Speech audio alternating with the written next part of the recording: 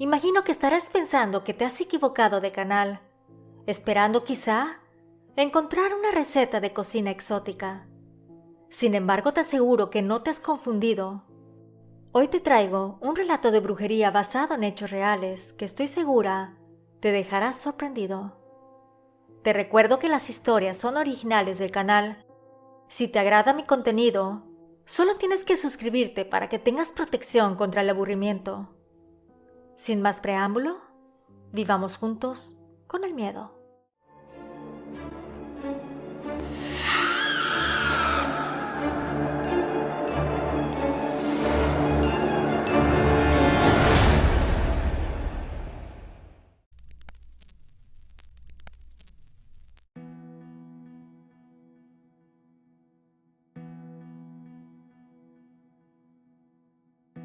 Desde siempre he creído en la brujería y en la protección esotérica. Soy nativa de un pequeño pueblo en México, así que esas prácticas no eran sorpresa para mí. Cuando mi marido y yo nos fuimos a vivir a la capital del estado, encontramos una pequeña casa donde vivir.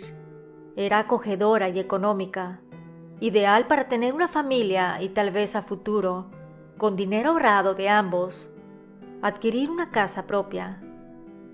Venimos a la ciudad porque familiares de nosotros vivían aquí y nos dijeron que podrían ayudarnos a conseguir un trabajo a ambos. Te aclaro que para esa época éramos muy jóvenes mi esposo y yo, y todo eso era nuevo para nosotros, ya que nunca nos habíamos ido de nuestro pequeño pueblo.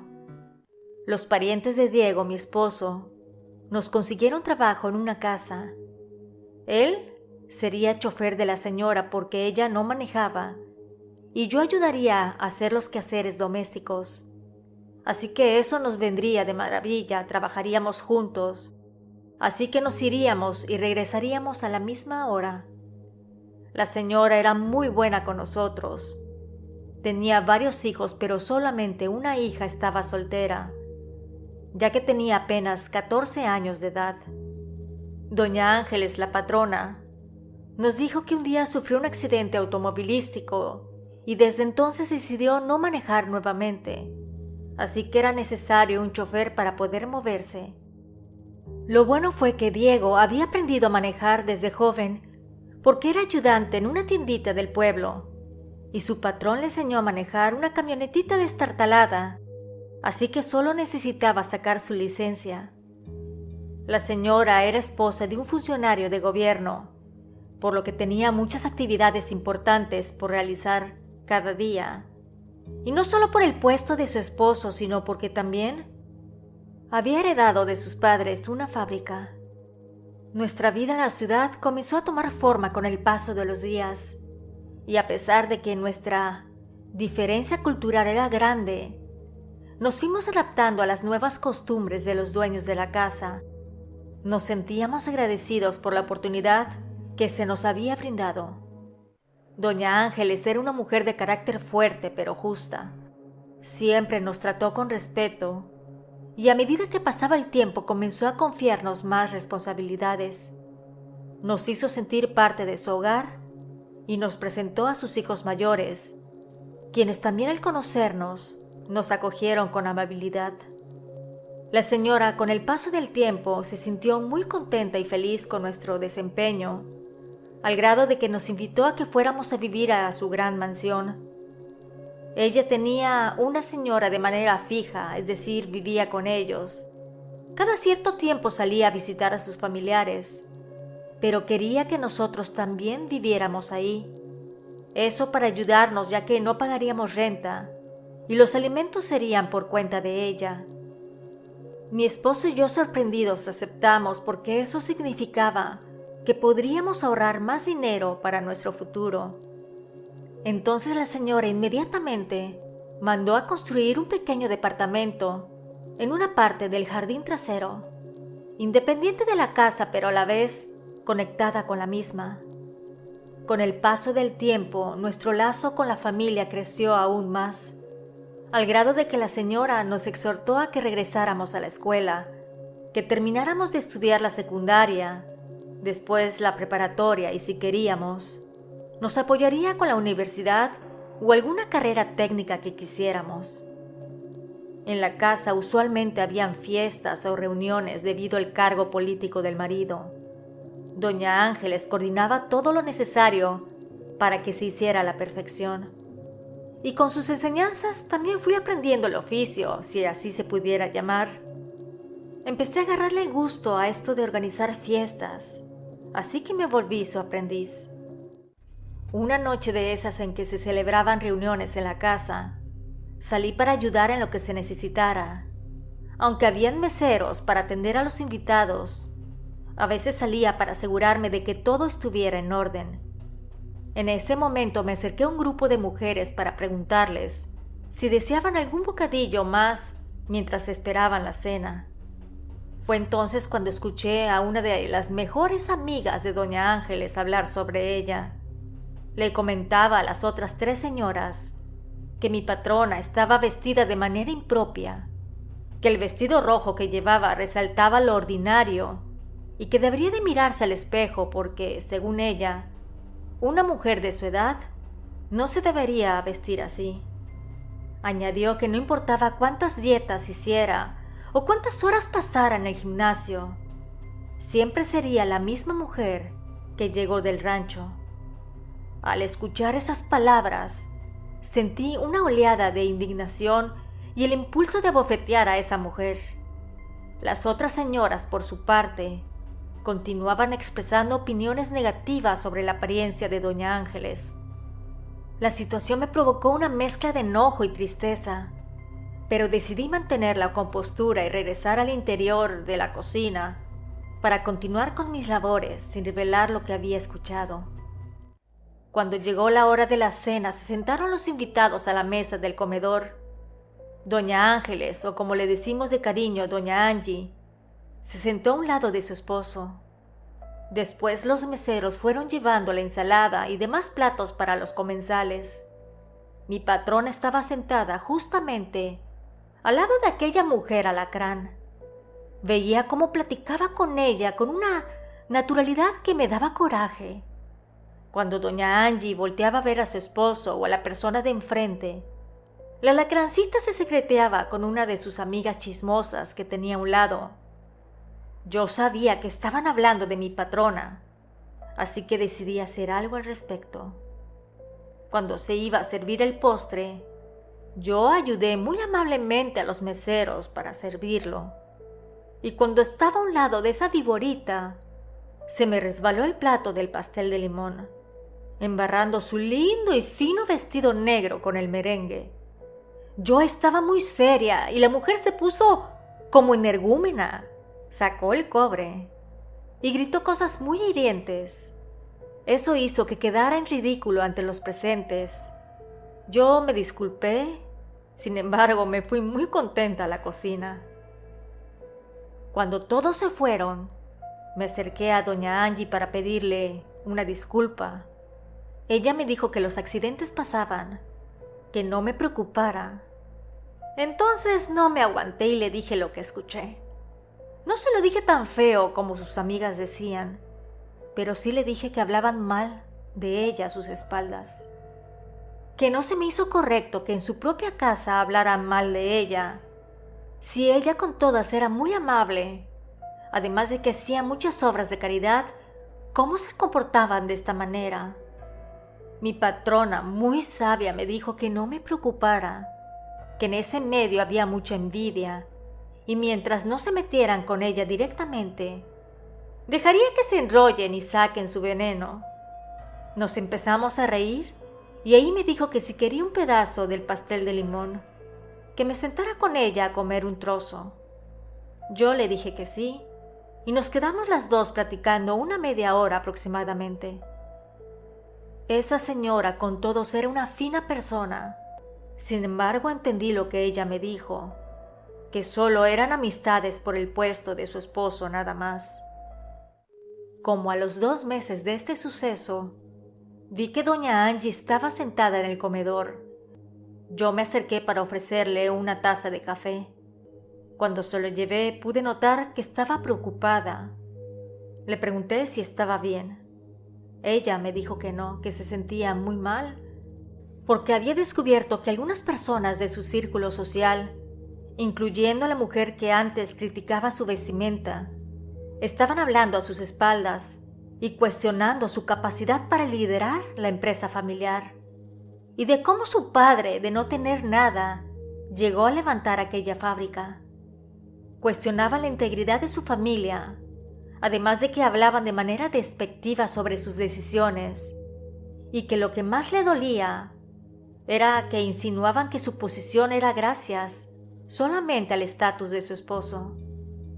Me expresó que a pesar de sus esfuerzos por modernizar y mejorar la empresa, su único hermano, el cual era socio minoritario de la empresa, se interponía muchas veces en las decisiones solo por el hecho de que era hombre, y que eso hacía que muchos le hicieran más caso a él que a ella como propietaria. Ahí fui indiscreta y le pregunté que cómo su padre, en paz descanse, le dejó a ella esa fábrica.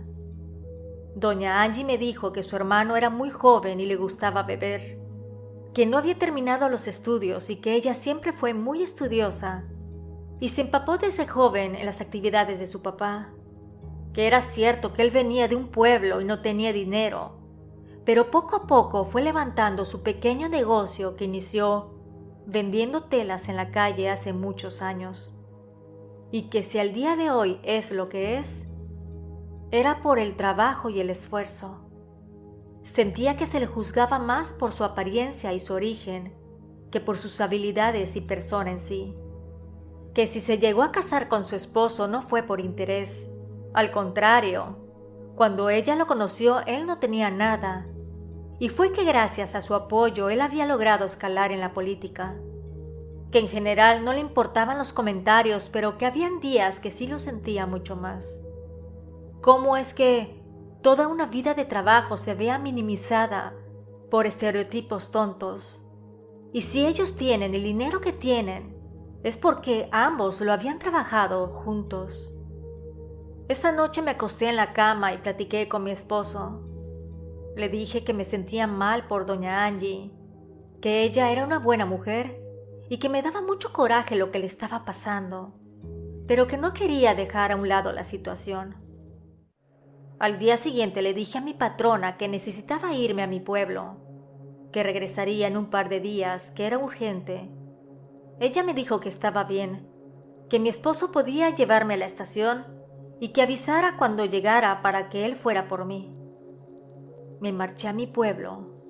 Al llegar platiqué con mi madre y le dije que quería que me llevara con la bruja, que quería pedirle un trabajo por la situación de mi jefa, que yo la quería mucho y si estaba en mis manos ayudarla, así lo haría.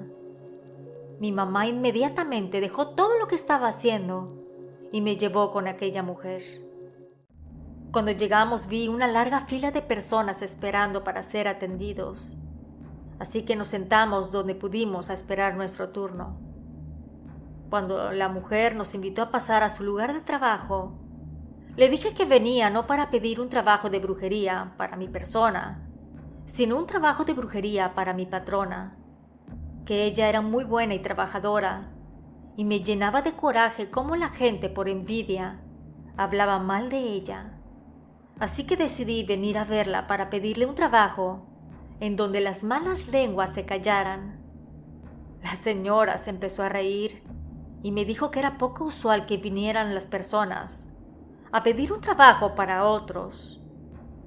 Yo le contesté que doña Ángeles no sabía que había ido a verla, que incluso la señora no sabía que yo creía en la brujería.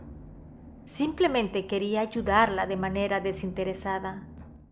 La bruja me dijo que habían varios métodos para callar la boca a los chismosos, pero que había una muy efectiva, que tenía que comprar una lengua de vaca. Después la tendría que meter al congelador y dejarla ahí hasta que los chismes se aplacaran. Que antes de hacerlo tenía que hacer ciertas cosas primero.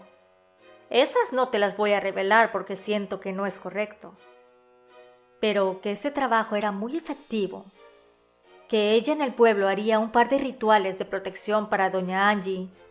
Así que yo salí satisfecha de aquel sitio, con las indicaciones anotadas en una hoja de papel para hacer una brujería con la lengua de vaca.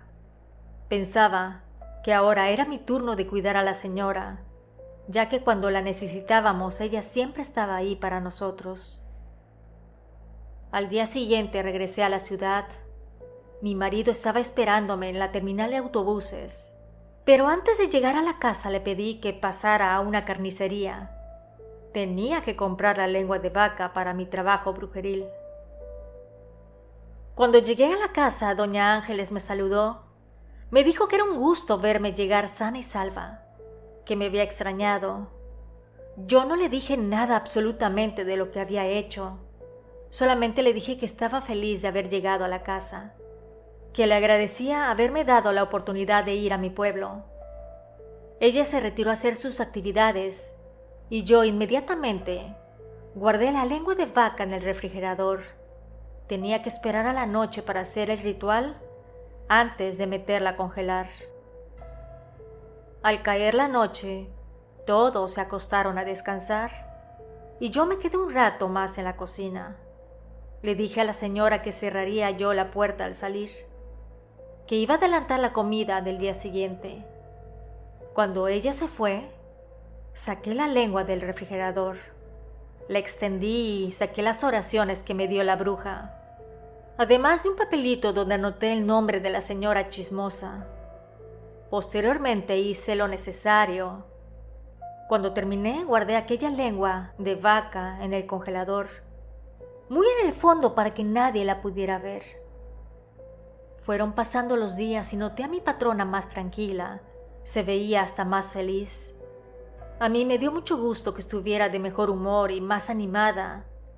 La verdad que la envidia y malas lenguas lastiman a las personas.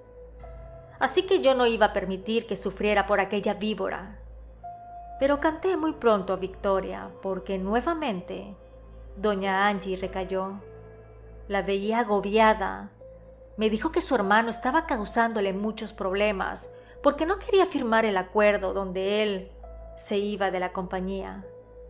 Claro, que se iba a ir a cambio de una cierta cantidad de dinero. La verdad que aquel señor era una fichita, así que pensé, voy a ponerle una lengua de vaca a su hermano para que dejara de decir tonterías y acatara las órdenes de la señora. Ese mismo día conseguí otra lengua de vaca e hice lo propio. Milagrosamente a la semana, el hermano firmó el contrato y se fue de la fábrica, quedando como dueña única doña Ángeles. Tú dirás, todo tuvo un final feliz. Pero no, aquella mujer viborita siguió haciendo de las suyas. Ella y otras mujeres eran partícipes de una organización que ayudaba a un orfanato y otras organizaciones de caridad. Entonces por ahí empezó a hablar mal nuevamente de doña Angie, y eso, quieras o no, le afectaba, ya que por esos chismes las personas no querían estar con ella o invitarla a sus eventos. Tú podrás pensar que eso no vale la pena, pero si te pones a pensar realmente, doña Angie luchó mucho y se superó para llegar a una posición acomodada. Si bien para unas personas eso no vale la pena, para ella sí, porque gracias a esa posición y sus relaciones, ha podido ayudar a mucha gente, sacando adolescentes de las calles e incluso llevando comida a lugares remotos. Yo creo que como su familia vino de muy abajo, ella trataba de regresar un poco a la sociedad. Para mi suerte, mi patrona hizo otra reunión donde venían aquellas señoras, dizque de la caridad. Así que tomé nuevamente cartas en el asunto.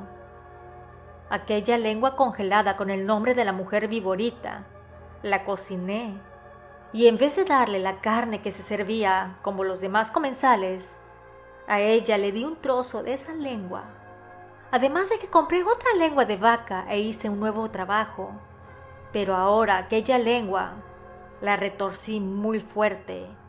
La amarré con un hilo y pedí que si era para bien, esa señora hablara, pero que si era para decir cosas malvadas, no pudiera decir una sola palabra. Posteriormente, muy bien cerradito con papel periódico y plástico, metí la lengua hasta el fondo del congelador. Cuando la mujer empezó a comer su platillo, yo la observaba. Sí se dio cuenta que estaba un poco diferente su carne a los demás, pero no le dio importancia, ya que se notaba que le gustaba comer. Yo veía a lo lejos cómo disfrutaba de su lengüita. Pensaba que si bien yo no era bruja o algo similar, tal vez mi deseo sincero de proteger a la señora llegara a ser realidad. Pasaron 2 semanas y doña Angie invitó a 4 señoras para jugar cartas una noche.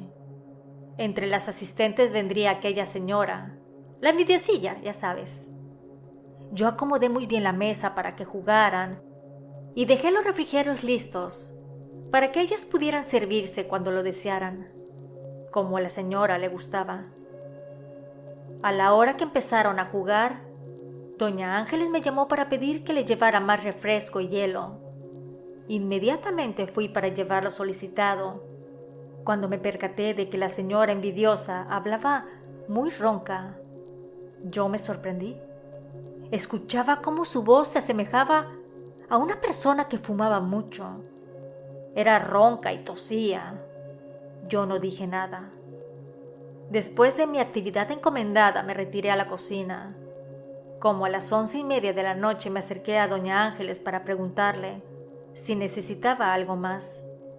Ella me dijo que no, que podría retirarme y que nos veríamos al día siguiente.